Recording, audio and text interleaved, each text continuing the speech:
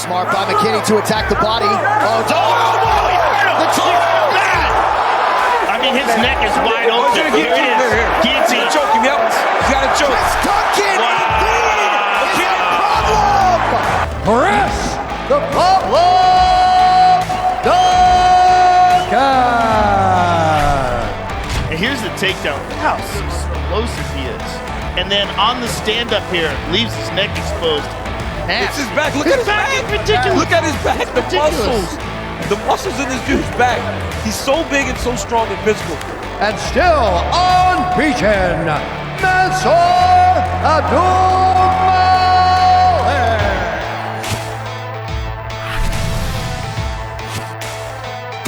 Welcome to UFC Unfiltered. Please tell me that's on video. I've never been happier. I'm made for a fucking podcast. That's dangerous. Listen to me, we're out of here.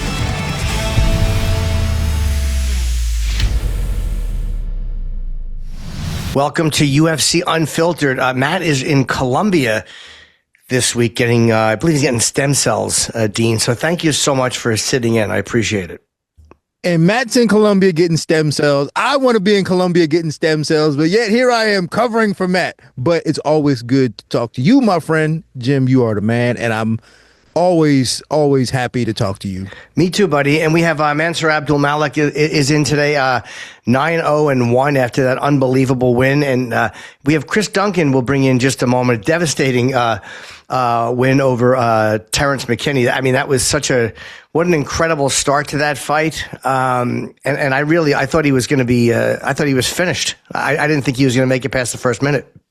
Well, I was talking to somebody on the side watching the fight. I said, if he gets out the first minute, he wins this fight. I didn't think he was gonna. Yeah, I didn't think he was gonna stop him that way. But I just figured if he could get out if anybody can get out the first minute with Terrance McKinney, you can win. But the fact that he traded with him like that was insane. I thought there were easier ways for him, but good on him, man, to beat a guy at his own game. Yeah, who's super dangerous. So good on him for that. And we'll bring in Chris and we'll chat with him, and then afterwards we can go over the rest of the card. But I mean, McKinney opened with a knee. I mean, it was a really, a hard knee, and he landed it. Hey, Chris, welcome to the show. How are you? Yeah, good. How are you? Good, buddy. Thanks for coming on. No problem at all. Thanks for having me. Dean and I were just discussing how impressive your win was because, McKinney looked good. I mean, he came out, he was very, very strong. He landed a knee to start. How hurt were you? And I mean, again, from watching from the outside, it looked like, wow, he's not going to make it. And were you close to going out or were you okay? No, I definitely wasn't going close from going out. It was more to the fact that he was just coming at me with everything but the kitchen sink. That was his only way of winning, was getting me out within that first 30 seconds or so. And we've seen that previously, and we kind of prepared for that. I'm pretty dangerous myself, as you have seen in the chaos. I carry a lot of power, and I've been in those situations quite frequently in my fights, people trying to get me away there. And we knew that Terrance was going to be fighting scared. So, but yeah, I can remember absolutely everything that happened. Don't get me wrong, he still whacked me a few times, but it's just part of the game, isn't it? Yeah, but you got to ask yourself, wouldn't there be an easier way to deal with that chaos as opposed to trying to match that? Because there's still a risk involved in matching his chaos.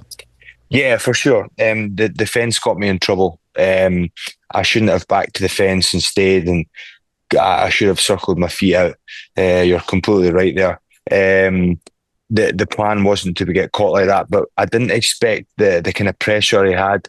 And when I was close to him, he was being in front of him. I thought I'd be able to read him a bit better because we knew he had those big knees and big kicks, and we ended up getting caught. And you know what it's like.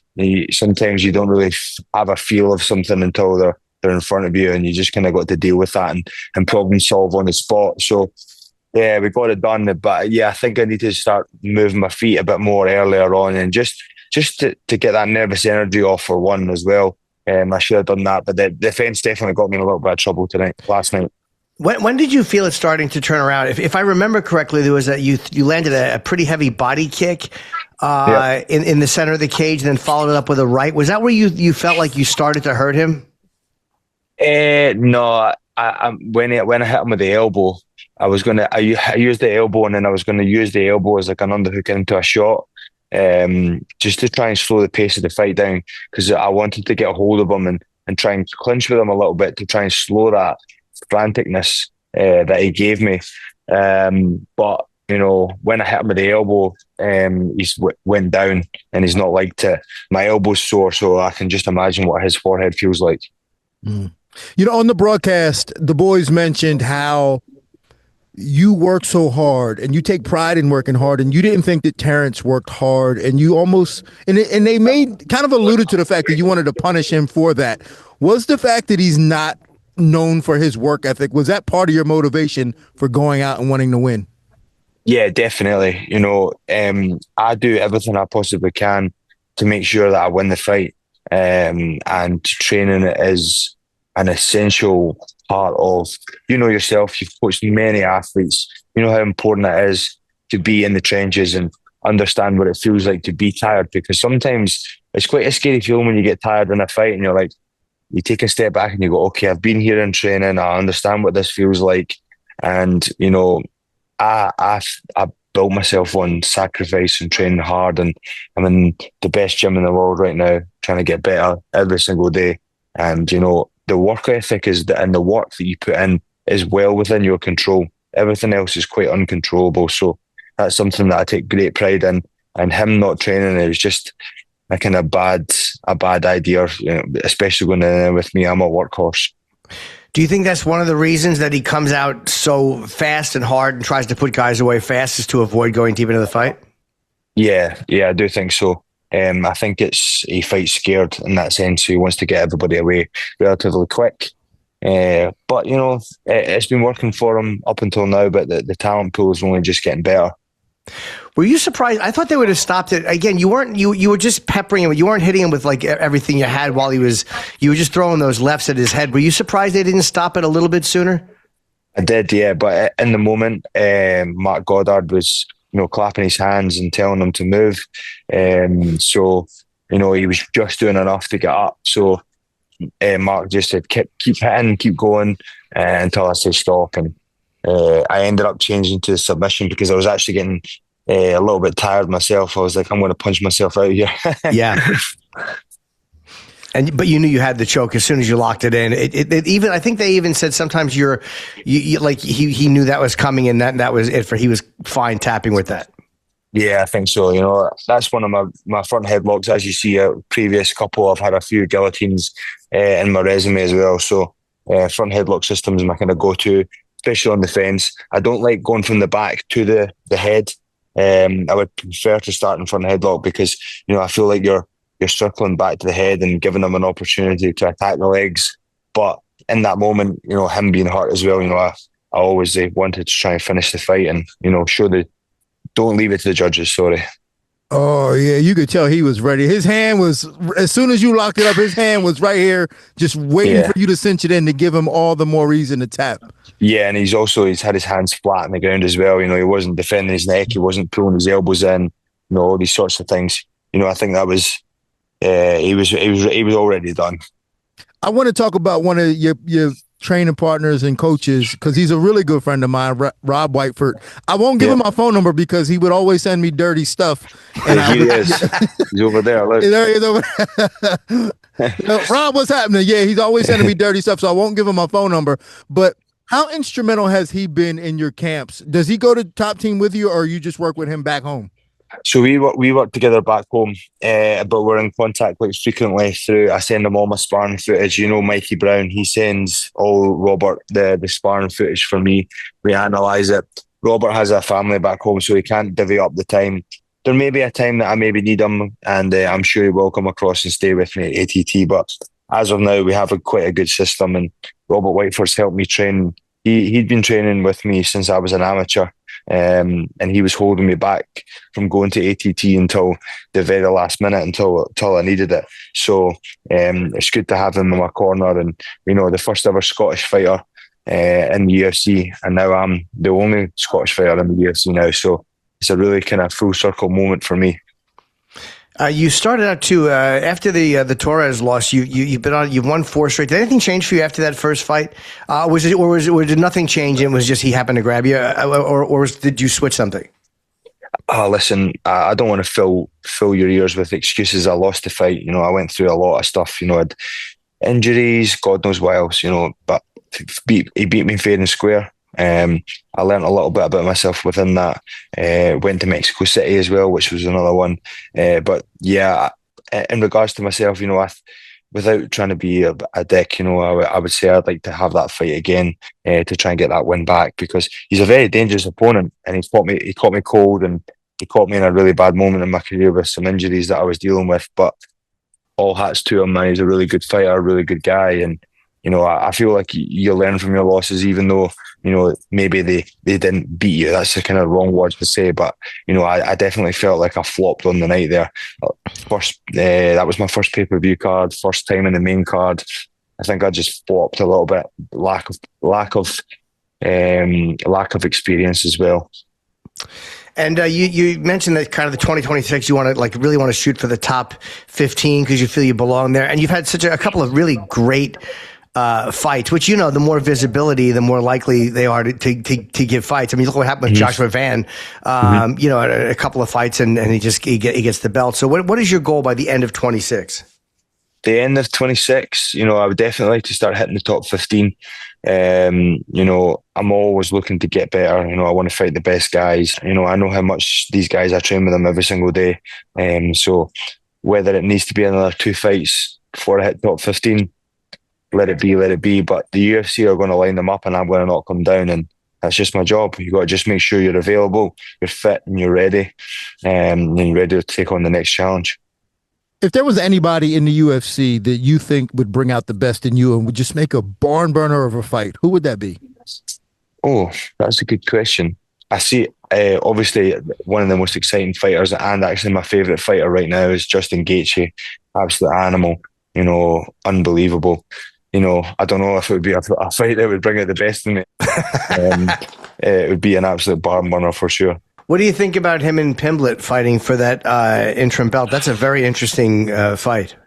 Yeah, for sure. A lot of people are talking about it right now. It's a massive, massive card. I think Gaethje should get it done. Paddy's a big dude, big grappler, yes. Great grappler. A lot of people are like, oh, he doesn't deserve it. That's no one's place to say that no one deserves nothing.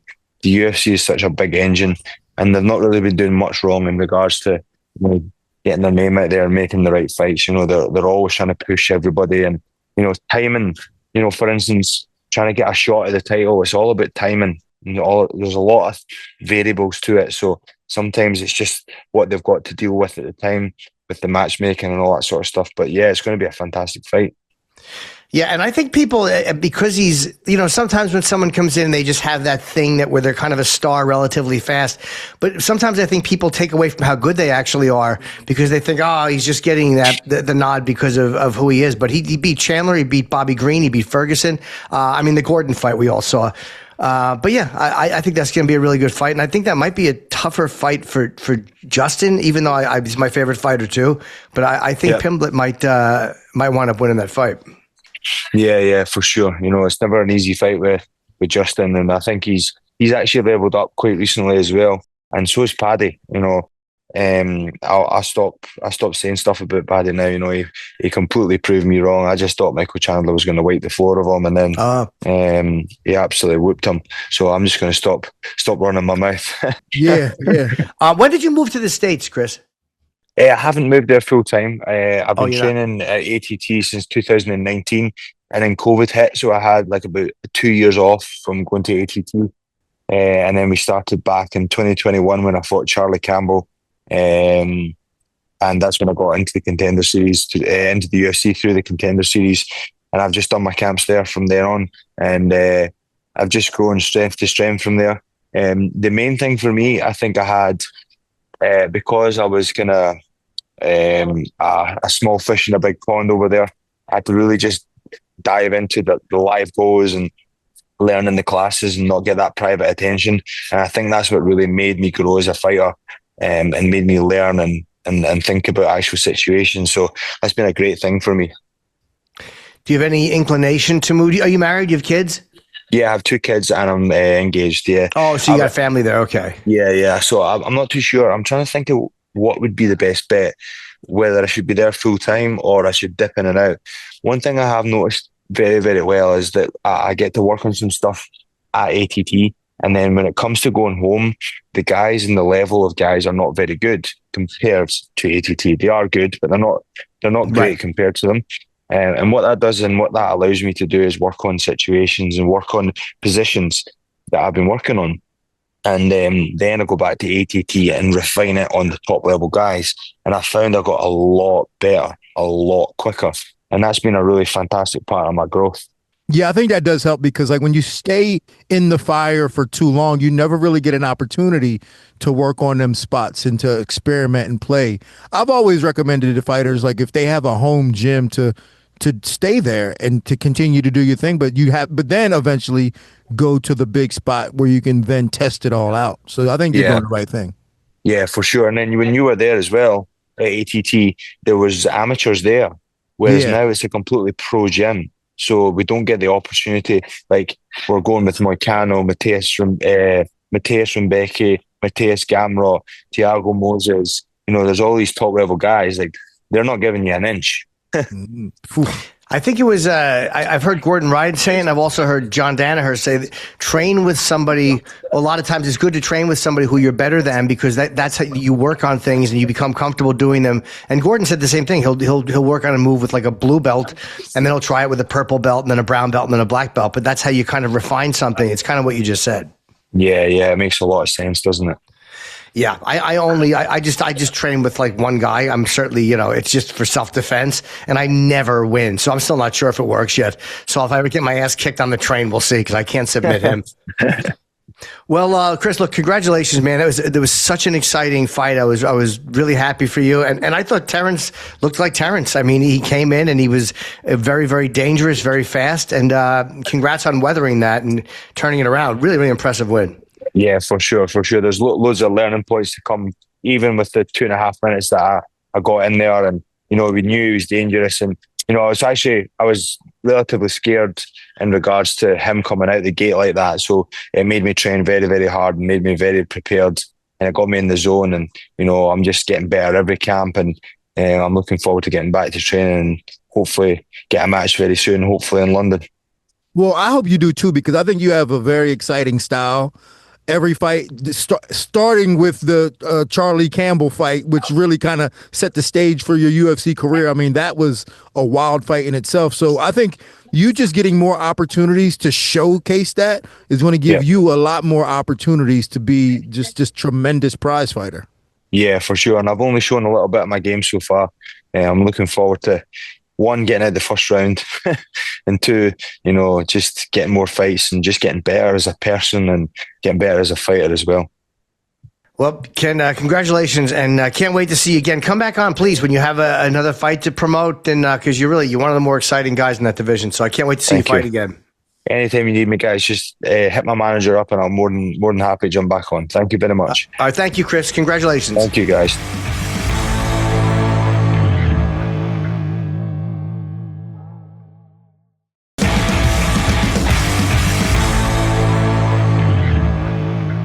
And Dean, I wanted to ask you too, before our next guest arrives, obviously Petr Yan against Merab. I thought Yan made amazing adjustments. I mean, he looked great, and I didn't think Merab looked bad. I just thought that Yan was able to stop what he was doing. What did Yan do different, that besides pressuring him, that wouldn't allow Merab to kind of get into the groove he needed to be in? Well, I think the first thing that he did was he utilized the jab very effectively in terms of not only just for damage, but also for 3 things. 1, to do damage, just peppering Merab every so often. 2, creating that barrier, that line of which Merab had a hard time getting across safely. Yeah. And he had to shoot from too far. Normally, Merab can dictate where he's shooting from, but he was shooting from too far, which allowed Yan to build up his defense faster than before. And then 3rd, that jab, he used it as a frame as well. So it was, 1, the jab really was instrumental for Petr Yan, and then 2, just he offensively wrestled back. which no one does. And this is something that I said before. I said, if you're going to beat Merab, you got to have him on the defense a little bit. You can't expect to just catch him. Right. And Jan didn't do that. Jan attacked him. He used the jab well. His right hand was money, and he wrestled him back. And he those did body shots. Yeah. I mean, he had him on the run, and the difference was just he had Merab really reacting as opposed to dictating, and that was crucial. That's a great point. And it's like, again, I mean, Rob finally lost. I mean, and if you're going to lose the belt, that's the way you want to. I mean, it was a great fight. He looked good in the fight. You saw that Jan made adjustments and just fought a better fight. I think the stat they gave us, Dean, was there 8? UFC has crowned 10 champions in 8 months, and Valentina is the only one who that is probably almost, that reminds me of when the salary caps came into the NFL, where everything kind of balances a little bit because so many, in this case, it's just so many good fighters, and the PI and the training and the recovery. There's just too many good guys for someone to dominate like they used to. Yeah, and that's why it's always unfair for me, like when a champion starts hanging around too long in terms of like not wanting to fight or telling their opponents, you need to fight this person and that person, because like everybody deserves an opportunity. Yeah. And if you feel like you're the best guy, give the next guy the opportunity. So like, even like right now, like Petr Yan is the absolute man, like he is the man. But then when he was like, no, I think Merab needs to fight one more time before nonsense. It's ridiculous talk to me. Let him get the rematch right away. He deserves it. He put himself, he didn't have to take this fight. That's right. 2 months prior. After fighting 2 months ago, he didn't have to give you the opportunity. That's right. So give him the opportunity when he's ready. So when champions do that, because it's such a revolving door, so like when you start doing that, it tells me something as a champion, that you're not a confident champion. You're saying that you think, because I think Umar has a fight scheduled, if I'm correct. I believe he has one. Yeah, he's fighting Davison Figueiredo. Right. So it's almost like, not that, I mean, Piotr probably just doesn't want to turn around and have to deal with Merab again. Like, I mean, I don't blame him. I wouldn't either. But you're right. He earned an immediate rematch because of how well that fight went, and he was such a great champion. Yeah, not only just how well the fight went, like that's one reason why, but the other reason why is he tried to do something that no one's ever done before, and he gave you the opportunity to do it against. And that's right. And you beat him. Yes, like he wanted to be the first person to ever defend the belt 4 times in a year, and it didn't work out for him. So at least give him the opportunity to get his belt back. Yeah, and that's probably what they'll do. So, sometimes the UFC, again, a guy like John Jones can kind of, you know what I mean? He calls his shots because he's Jones. There's a few guys that could do that, but I don't think Petr Yan's in a position where he's going to be able to tell the UFC who he's going to fight. I think that he'll eventually, whatever they want him to do, I'm assuming he'll do. Yeah, and I hope in the rematch, Merab fixes some of the things that maybe didn't work out for him. Again, I think the one thing for me that what happened with Merab was that what worked so well for him against everybody else up until this point was that his striking was getting better, and he almost kind of fell in love with it a little too long. And I think that might have got him hurt a little bit at times, where he just stood in front of Jan for a little too long. That's great, because everyone has said his striking has gotten better, and he has. So do you think that was what it was? Like there was a couple of times where he wasn't shooting, especially, but he won the first on every card. And I thought, didn't he shoot the least amount of times in the first? Well, and that too, right? So like when you look at that first round, those are the rounds that Jan normally takes off and is a little bit more pedestrian. Yeah. And Merab had such a good first round with his striking and he's had such good rounds this last 4 fights. He's thinking, oh, my striking is great now. And then I'm beating this guy, with my striking, that I think it carried over to the next couple of rounds. And Jan was like, perfect. I got you right where I want you. And we should also congratulate Henry Cejudo on a great career. And what a way to go out against a young animal like Peyton Talbot. That was a great fight.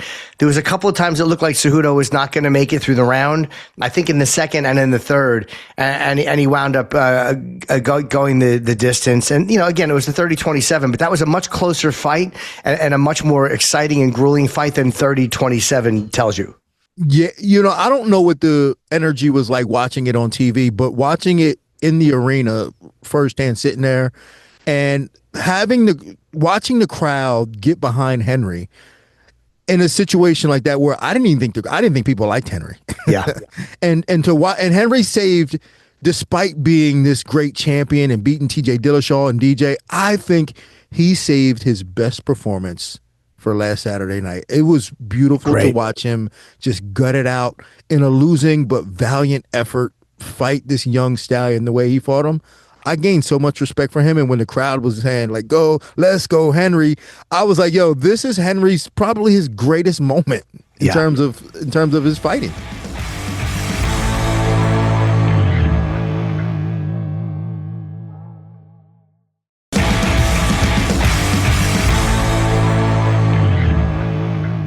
And we have Mansur Abdul-Malik coming in after that great win over Trockley. That was a really, really impressive first round. I think it was a standing guillotine. Am I correct? I think that's what he nailed him with. Yeah, standing guillotine.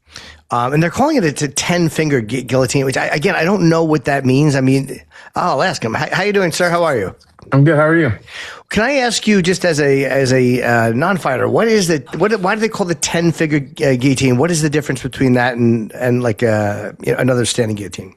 So the 10-finger guillotine, you go like this essentially, and his head is more so under your chest, and you're kind of cranking up like this, and your elbows are clenched in tight, as opposed to the high elbow guillotine where your elbow is deeper and your elbow is up here. Mine looked more like a high elbow guillotine. I kind of switched the grip a little bit, so it was like a 10-finger, but I think I got a little bit excited when I was talking about it post-fight, but that was more so a high elbow.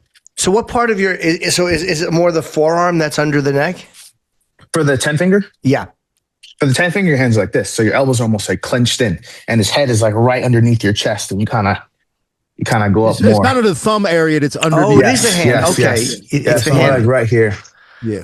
Okay. That's really unpleasant. Man, so like there's a lot of hype around you right now, and it has been that way since you got into the UFC. Have you felt this level of pressure with so many high level people and coaches expecting so much from you? Yeah, but I wouldn't consider it as pressure at all. Like I swear, I just feel good, man. Like I'm very, more so grateful. All the eyes and all the people talking about me and all this good stuff, I hear it and I'm grateful for it, but I kind of like block it out. I'm someone that I don't really like attention that much. It doesn't really mean anything to me. So I kind of push that stuff to the side just as much as I push the negative away, but I'm grateful for it, man. And I definitely see it. It's definitely apparent. Well, here's some advice. If you don't like attention, learn how to push it away and find a technique that allows you to push that away, because it gets worse. Yes, sir. I believe it. Never get better. And it can only get worse as you get better. So I totally understand. So I know how to switch it off. I know how to push that side or that feeling to the side, because this is business at the end of the day. And you're known for being like, a lot of guys don't like to watch tape. They'll let their coaches watch the tape. But you're somebody who really likes to watch, and you watch over and over. Do you watch every fight they've had, or only their last couple? And is there any disadvantage to watching too much? Absolutely, to both of those questions. I mean, if they have that fight like 9 years ago, then of course that's probably not like as important. I try to look at their most recent fights, and then I just watch it over and over and over again. You look at their tendencies, you look at the things they do well, you look at the things they don't do well, you look at the way how they react to different strikes and different takedowns and different sequences. You look at their different exits, and you watch that over and over and over again. And then if it becomes a true benefit to you, it almost like normalizes it. It makes them, because the camera can tell lies, man. When you watch someone on tape, it's like, oh, wow, look at this person, look at what they're doing well, but they're just as much human as you. And you normalize it, you humanize it, and you just see gaps and openings that you may have not noticed if you watched it only once. So that's something I like to do on my own, regardless of if a coach tells me to or not. That's something I really, really enjoy to do on my own, because that's homework, that's preparation. Can I ask you what you might have seen? What was the reach difference between you guys? Do you know? I think it was only 1 or 2 inches. Oh, okay. It looked longer, but I guess I was closer than I thought. What did you see anything in him that you were able to exploit quickly? What was something you noticed when you were watching tape on him? 110%. He does the exact same entries and starts to his fight as he does every fight. It's come out, he claps his hands, he looks like a fighter. It's a 1-2 leg kick, teep, and then he likes to shoot that upper body takedown against the cage. And I wasn't going to let him start his path to his victory as he's done before at all. Once you stop someone in their tracks, you can't even allow them to get that train starting to go. So that was something I really, really, really wanted to implement. So I was on him I took him down first. I was the one putting the pressure on him. I wasn't going to let him set his feet and allow him to get comfortable so he could start his sequences. I'm curious as to know how a wrestler who wrestled at University of Maryland ends up in Vegas training with Xtreme Couture and is now not. Like, how did this path for you start? It's been a crazy path so far. Before Las Vegas, I was living in Miami. I was in Hialeah, the hood of Florida. Oh, I know. I be in Miami. That's where I'll stay at. I'm a Miami hood rat. Man, I was down there. So the path has changed, but I'm finally here in Las Vegas, and it's been absolutely beautiful. But my manager was the one that set up that initial meeting between me and Eric Nixick. And from the start, from the first phone call, from the first FaceTime, it was beautiful, and we had an immediate connection. I came out here and I got right to work, man. Got right to business. It started off as a few visits because I wasn't living here permanently, but now that I am, man, so it's a beautiful relationship that we have. So I'm here though. Where were you training in Miami? At MMA Masters. Okay, right, yeah, with Valverde and Master Cesar. Yeah. Mm-hmm. Okay. And how is it training with Strickland? Because he's a guy who seems to be able to frustrate people better than most. What have you learned from training with him, and how is that relationship? Our relationship is very, very strong. That's a good man too, and he's very intelligent. Very intelligent. I think he would be a really good coach. Like whatever antics or whatever stuff that people see and perceive outside of it is a complete contradiction to what he is when it comes to fighting.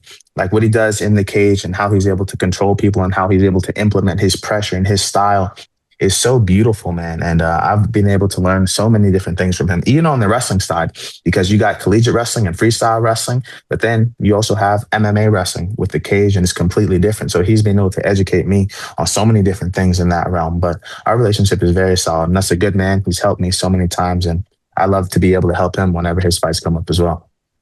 Yeah, he's got Anthony Hernandez. That's a really interesting matchup. Hernandez has looked so good, and Strickland is Strickland. What do you think of that? I think it's a beautiful matchup. It's in a weird way. They're similar, but they're also different. Both high pressure fighters. They like to implement their game plan. They don't break or fade when it comes to the later rounds.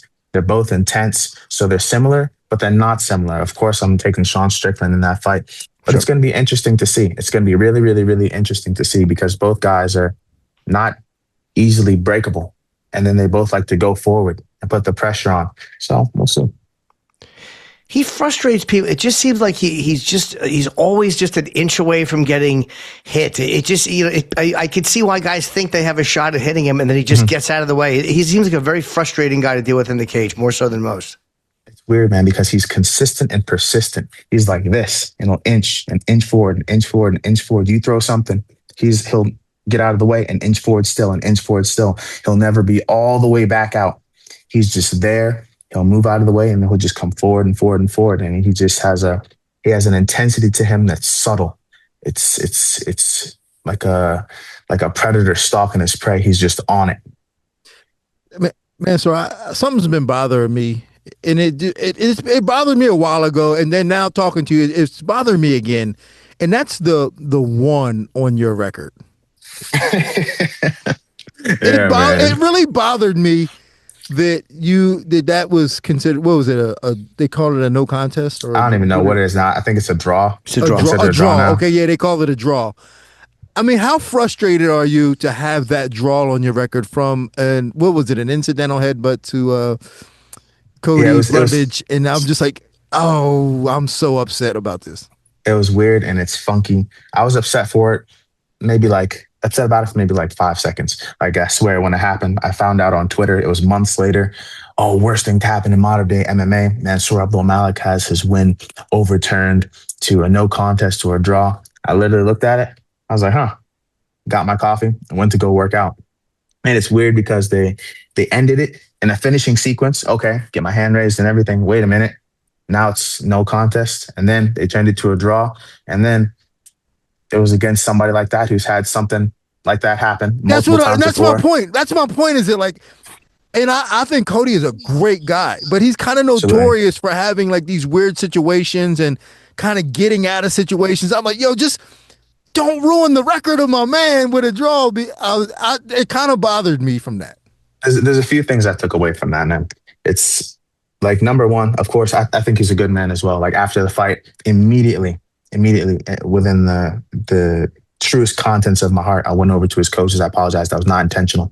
I apologized. Both of them said it's okay. Cool. I went over to Cody. Apologized to him. We both invited each other out to train.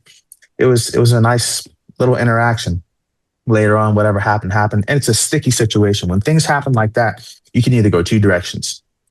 You can be bitter. Oh my God, this didn't happen. I'm way better than this, blah, blah, blah.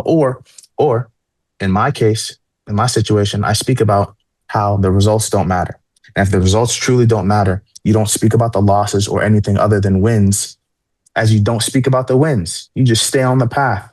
And that was just a perfect situation for me to exercise the things that I speak about and things I hold close to my heart, and just to not be a hypocrite. So it is what it is. A beautiful situation arose this weekend. I was able to grab it with both hands. So it doesn't bother me that much at all. Preach. What did happen? Was it an appeals process? Is that what kind of happens? Is the other team appeals it and has to go through a whole review process? I'm guessing like the other team or the management of the other team. I don't know what happened. It was something with like the Georgia Athletic Commission or whatever. It was so weird because it's listed differently in different places. Like on the UFC website, it's listed like as a win, but then like on Wikipedia or something, it's listed as like a no contest or a draw. So it's weird. I don't know what it is. I don't really care because they still have the finish listed at whatever seconds it was in the third round. So 36, yeah. Yeah, it's interesting. Well, you fought. It didn't change how good you looked when you were fighting. Like, I guess that's also the saving grace too. Is you fought really well. Absolutely. It was like a legit. I mean, like you look at like a tragic situation, like the way Pantoja just lost his belt, 20 seconds into the first round. I mean, I guess there's worse things that can happen in a fight than that. That's just sucks. Yeah, it was weird. I was never. And not in a bad way or disrespectful way to him, but I was never on my butt before that head butt sequence on accident. I was never on my butt defending punches from him. So it's interesting. But here's what I take away from it. Besides all that, that's on me. That's my fault. My technique wasn't as clean as it should have been in order to have a very clean victory. No controversy, nothing. So that's on me. You can't blame a bull for doing bullshit. That's on me, I love the accountability. That's a sign of growth and potential to be accountable like that. I think the middleweights right now are in a very strong position. It's one of the strongest I've seen the middleweight division be in a while. What's your take on where you think the middleweight division is and where do you stack up in it? I think it's full of veterans and it's full of people that are right on the cusp of being in that top 15. And I feel like I'm right there with everybody. In my mind, I see myself up here. Not to sound arrogant, whatever, but I just believe in my skills. I believe in my versatility on the feet, on the ground, in the sequences, outside of being a fighter, being promotable. I see myself in a very, very high regard. And in terms of matchups and everything, I see myself as the favorite as well in my mind. But it's full of veterans, people that have been at the top. Of course, you have like those guys at the top that kind of like mixing and interchangeable, whatever. They fought multiple different times. They're all familiar with each other, essentially. So the time for some new blood is here. And then I'm right there. Man. Now, are you looking at a top 15 fight next, or do you think there's one more and then top 15? Because that was such an impressive win. I mean, sometimes like we talked before about, somebody who's hot at the moment or gets a great win like that, all of a sudden there's visibility. They might give you top 15. Are you looking at that, or do you think you have to have one more? I'm looking at both, man. It's a cliche thing to say, but whatever the UFC sees fit for me, I'm ready and prepared. But I'm not just going to say that and not be prepared. I'm ready for either opportunity. I'm going to stay ready, stay prepared, keep my weight low, and just be in shape, man, and be ready for beautiful things to happen, because they can happen at any moment. But then you also have to have patience if they were to happen a little bit later. Does that bother you when the, like at the top of the division, when they're so, like you said, they're familiar with each other and they seem to just kind of be fighting each other and they don't let anybody in, they don't want to fight anybody? Does that bother you at all? It doesn't bother me. I can watch grass grow. I'm a patient man, and I know that within my heart, that I have a destiny, God willing, to be world champion. So that destiny is set. All I need to do is stay on the correct path, and everything will happen in the way that it will happen. I have no control over the future. I have no control over what these guys are going to do over here, what these guys are going to do over here. I know that my path is right up there, going high through the sky. So I'm patient, and I just know that my time will come. Do you think, Dean, let me ask you too, do you think, is that more frustrating, or is it more frustrating when someone wins the belt and then like 1 or 2 fights later, they don't want to clean out the division. They just want to go to another weight class and be a 2-belt champion. And that kind of holds it up if they're not willing to vacate. All that to me is as equally annoying. Yeah. I just don't like when I see, because, guys like Mansour, they work really hard to get to want to have opportunities. And when they don't get opportunities because these guys, they want to sit on the belt, or they don't want to look behind them and go, no, I only want to fight this guy. It's just really bad for the sport. And I hate to see guys that work really hard when they're in their prime not get opportunities, because by the time they get the opportunity, it's too late for them to like, it's like we talked about with Bilal. Like by the time Bilal got a shot at the title, he had to win 11 fights. He had 11 fights of wear and tear on his body by the chance he got an opportunity. So I just don't like to see it. Yeah, Leon as well. Edwards had to wait. Marab had to wait a long time. I mean, some of these guys just have to wait. But then when you look at a guy like Adesanya, I thought he did it right. Like he really cleaned out everybody. He beat everybody he had to beat, and then went up and fought Blachowicz. Mansur, congratulations, a great win, such an exciting fight, and obviously you didn't seem like you took any real damage, so you're probably ready to go as soon as they need you. Yes, sir. Absolutely. Yeah, man, you look clean, man. You look like you going to law school. What's going on with you today, man? Come on, man. His braids are all clean. Yeah, I had to do something today. Maybe I love it. Today, hopefully, I'm meeting with Hunter Campbell, so I had to make sure I'm dressed, fitted, and looking nice. But I like looking nice too, man. Look good, feel good, do good. Well, congratulations. Really, really impressive fight, and we're sure you're going to be around a long time. So I can't wait to watch you fight again, and we'll love to talk to you before your next fight. Yes, sir. Absolutely. All right. Thank you, sir. Have a great day. Yes, sir. Thank you. Thank you.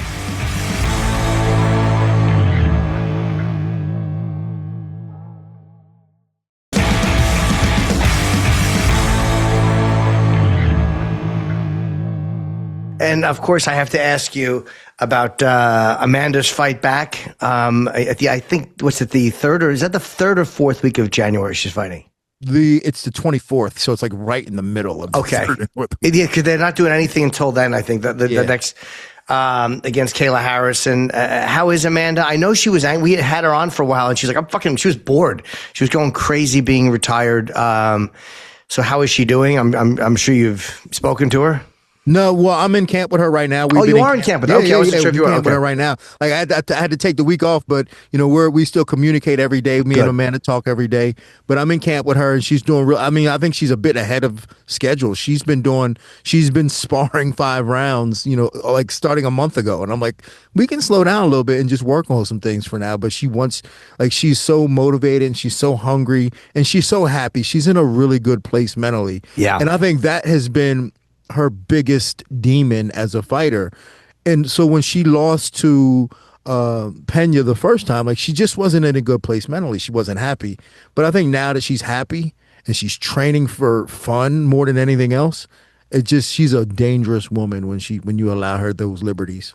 And they talk about, Kayla's big, but so is Cyborg. Chris Cyborg was big, and it didn't seem to bother Amanda at all. And how long was she out for? How long did she retire? Was it 2 years? It was like 2 years. It wasn't like she was out for like 5 years. Right. She was out for 2 years, and she was still training. She didn't get out of shape. She was very active and still doing things from an activity perspective. So it wasn't a long time that she was out for. So this is why, like when we started training, she got right back into camp. She was able to start sparring 5 rounds right away. And it's because she wanted to. It's when you step away. I guess you guys step away from fighting for different reasons. You age out, or you get hurt, or it's just time to step down. Like Henry stepped away for a while at one point. Remember that he had I think both belts, and he just walked away and then came back. I don't really know why he did that, but maybe some guys just are like, I've done it enough. Well, and I think for Henry, I don't know why he did that. There's a lot of rumors and speculation as to why he did it. I can't speak for him, but sure. I know for most fighters, like sometimes they just need a break, and it's unfair to yourself. Now, while I say it's unfair to your opponents when you take a break, if you're like champion, you can't take a break. Then you got to allow the next man up. 100%. But when you are not champion and you don't have any responsibility of anybody else, some fighters just need breaks. They really do. They just need breaks because it's so demanding to always be on. Because like as a fighter, you got to be in this dark place. Like you have to be in this dark place in your head where you're ready to bite somebody in the face, and it's hard to be there all the time. So you need breaks, and I think Amanda just needed a break. Of all the fighters you've known, who would you say? Like we just talked to Mansur Abdul-Malik, who seems like a very relaxed guy, very centered. Who is the person you know that was able to walk around without that we need to bite somebody's face, but still win consistently? Like who is the most, would you say, peaceful or calm outside of the cage? And this goes back to what I've been saying a long time in terms of the most high-level balanced fighter I've ever worked with, and that's Kyoji Horiguchi, who just got back to the UFC, who just won against Tagir Ulanbekov a couple of weeks ago. He's the best fighter I've ever worked with in terms of all the boxes that you need to be a great fighter. Yeah. But he had that element of peace in him and still able to do damage inside of a fight. Like he was such a peaceful guy outside of fighting and just very respectful and peaceful, and he didn't seem to have like that mean bite you in the face mentality, right? But he was able to do it though. And also, what do you think about I guess the last fight we could talk about, Brandon Moreno was finally stopped not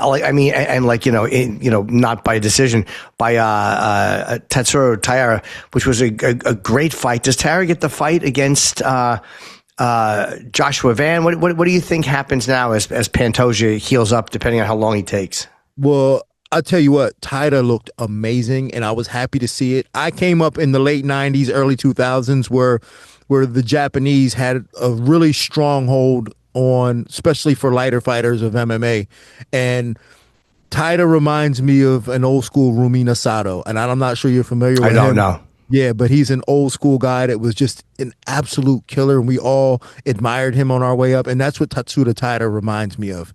And I'm glad that the world can see a very skilled and strong Japanese fighter, because that's what I came up on. And it's kind of gotten away from us. So Tatsuda Taira is kind of a throwback to that. I think he gets the next shot, and I'm not sure that there's a flyweight in the UFC better than him right now. Who's Royval fight? I mean, it's Royval. Royval's fighting Manel Kape this weekend. Manel Kape, that is okay.